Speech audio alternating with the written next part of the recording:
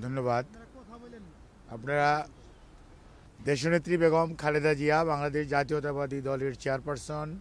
এবং বাংলাদেশের সাবেক 3বারের প্রধানমন্ত্রী গত 8 তারিখ থেকে দি লন্ডন ক্লিনিকে ওনার চিকিৎসার জন্য ভর্তি হয়েছেন এবং উনি এখানে প্রফেসর ডক্টর প্যাট্রিক কেনেডির অধীন চিকিৎসাধীন থাকা অবস্থায় ওনাকে এখানকার নেফ্রোলজির কনসালটেন্ট, হেপাটোলজি, গ্যাস্ট্রেন্টোলজি এবং লিভার ট্রান্সপ্ল্যান্ট ইন্টেন্সিভিস্ট সহ বিভিন্ন বিষয়ের চিকিৎসকরা ওনাকে প্রতিদিনই ওনার স্বাস্থ্য পরীক্ষা করছেন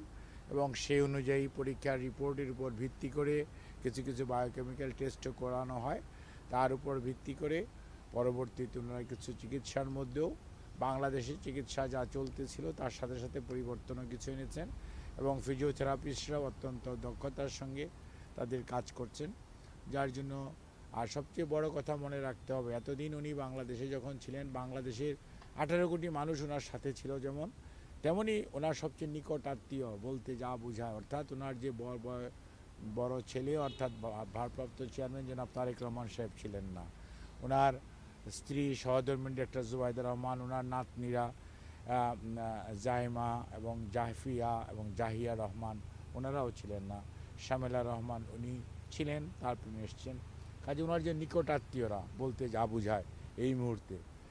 ওনাদেরকে পাওয়ার কারণে মানসিকভাবে উনি স্বাভাবিকভাবেই এই মানুষের নিকটজন যখন অসুস্থ অবস্থায় কাছে যায় সুস্থ কিছুটা মানসিকভাবে প্রফুল্ল থাকেন, সেটা উনি আছেন এবং ওনার শারীরিক যে সমস্ত অসুবিধার জন্য বিশেষ করে chronic liver disease, chronic kidney disease বা এবং হার্টের অ্যাসেসমেন্টগুলো এখনও কমপ্লিট হয় নাই, এটা শেষ হতে হতে প্রায় আগামী শুক্রবারের মতো সময় লেগে যেতে পারে। কাজে সব কিছু মিলিয়ে তারপরে ওনারা শুক্রবারের মধ্যে চেষ্টা করবেন যাতে একটা ওনার পরবর্তী চিকিৎসা সম্পর্কে একটা প্ল্যান করা যায়। এখন যেটা প্রয়োজন অতি দ্রুত বা অতি তাড়াতাড়ি যে সমস্ত পরিবর্তন আনা প্রয়োজন সেগুলো আনা হচ্ছে, বাট ওনার পরবর্তী চিকিৎসা যা কতটুকু প্রয়োজন বা কতটুকু লাগবে সে সমস্ত বিষয়গুলো নিয়ে আমাদের চিকিৎসকরাও মেডিকেল বোর্ডের ওনার যে বাংলাদেশের member professor FM Siddiqui, professor Nuruddin, professor doctor Shahabuddin, doctor Zafar Iqbal Al Mamun সহ এবং ডক্টর জুবাইদা রহমান উনি সবসময়ই থাকেন। আমার ভারপ্রাপ্ত চেয়ারম্যান সাহেব তো দিনের মধ্যে প্রায় দীর্ঘ সবসময় ওনার পাশে থাকার চেষ্টা করেন।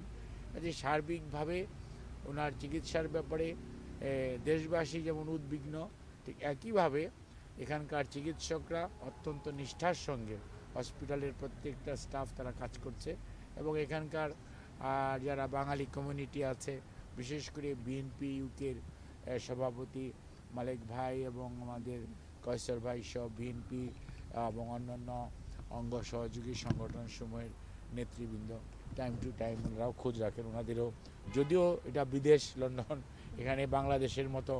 অনেক কিছুই করা সম্ভব নয়, সেটা মনে রাখতে হবে। তারপরেও সীমাবদ্ধতার মাঝেও আপনারাও যেমন অনেক সীমাবদ্ধতার মাঝে এখানে উপস্থিত থেকে শীতের মধ্যে কষ্ট করছেন দেশবাসীকে কিছুটা আপডেটেড নিউজ দেওয়ার জন্য, ঠিক একইভাবে ওনারাও ওনাদের যে মনের আকুতি সেটাই করার চেষ্টা করছেন। সর্বোপরি যে কথাটি আমরা বলতে চাই সেটা হচ্ছে ম্যাডাম নিজে এবং ম্যাডামের পরিবার জনাব তারেক রহমান সাহেব সহ বাংলাদেশ জাতীয়তাবাদী দলের কেন্দ্রীয় নেতৃত্ব দেশবাসীর কাছে আপনাদের কাছে যেমন কৃতজ্ঞ এবং আপনাদের মাধ্যমে দেশবাসীর কাছে ওনার জন্য এবং সর্বোপরি ওনার সুস্থতার জন্য দেশের বাইরেও যে সমস্ত মানুষ ওনার সুস্থতার জন্য বিভিন্নভাবে আল্লাহ রাব্বুল আলামিনের সাহায্য চেয়েছেন, দোয়া করেছেন, সেই দোয়া চেয়েছেন যাতে উনি দ্রুত সুস্থ হয়ে উঠতে পারেন, সেজন্য আপনাদের সবাইকে অনুরোধ করেছেন এবং আপনাদেরকেও ধন্যবাদ জানিয়েছেন যে আপনারা কষ্ট করছেন এবং আমরা যখন বলি যে শীতের মধ্যে ওনারা দাঁড়িয়ে আছে তখন অনিচ্ছা সত্ত্বেও ঠিক আছে যাও মানে কথা বলতে বলে, অর্থাৎ উনি কিন্তু কখনোই নিজের শারীরিক অসুস্থতা মানুষকে প্রকাশ করেন নাই। আপনারা খেয়াল করে দেখবেন ওনার উপর অনেক অত্যাচার নির্যাতন হয়েছে কিন্তু উনি সবসময় মানুষের কথা বলেছেন, নিজের কথা কখনো বলেন নাই। তারপর আপনারা কষ্ট করতেছেন শুনলে তখন হয়তো বলে ঠিক আছে যাও, তবে মনে রাখবেন ওনার জন্য সবাইকে কাছে উনি দোয়া চেয়েছেন। ধন্যবাদ সবাইকে।